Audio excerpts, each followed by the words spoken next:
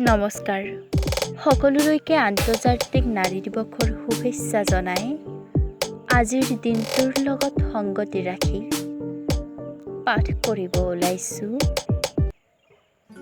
স্বৰচিত কবিতাৰ শিৰোনাম নাৰী।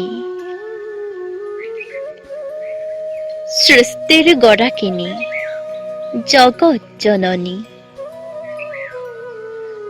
যাৰ অবিহনে স্তব্ধ হৈ ৰ'ব সমগ্ৰ সৃষ্টি।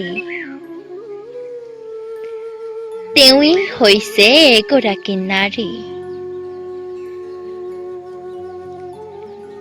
সেই নাৰীয়েই আকৌ আজি কলুষিতা, লাঞ্ছিতা, বঞ্চিতা। অতীতত যদি ৰাজসভাৰ মাজত উঠিছিল দ্ৰৌপদীৰ ক্ৰন্দনৰ ৰোল, বৰ্তমান সময়ত আকৌ আমাৰ মাতৃভগ্নীৰ মনত বিষাদৰ কলৰোল। নৰৰূপী দানৱৰ হাতত কোনোবাই যদি হেৰুৱাইছে প্ৰাণ, কাৰোবাৰ কেঁচা মঙহবোৰ টানি আজুৰি চূৰ্ণ বিচূৰ্ণ কৰি কাঢ়ি নিছে মান। 6 বছৰীয়া কণমানিজনীও যোৱা নাই হাৰি,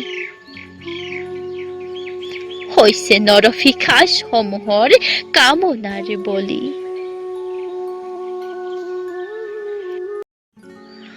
চাৰিওফালে শুনো কেৱল নাৰী নিৰ্যাতন, ধৰ্ষণ আৰু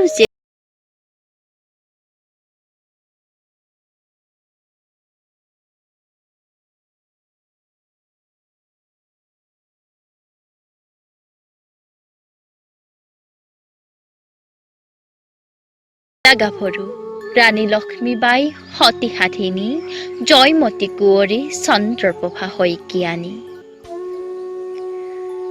এওঁলোকৰ আদৰ্শই ভাৰতীয় ইতিহাস কৰিছে শুৱনি।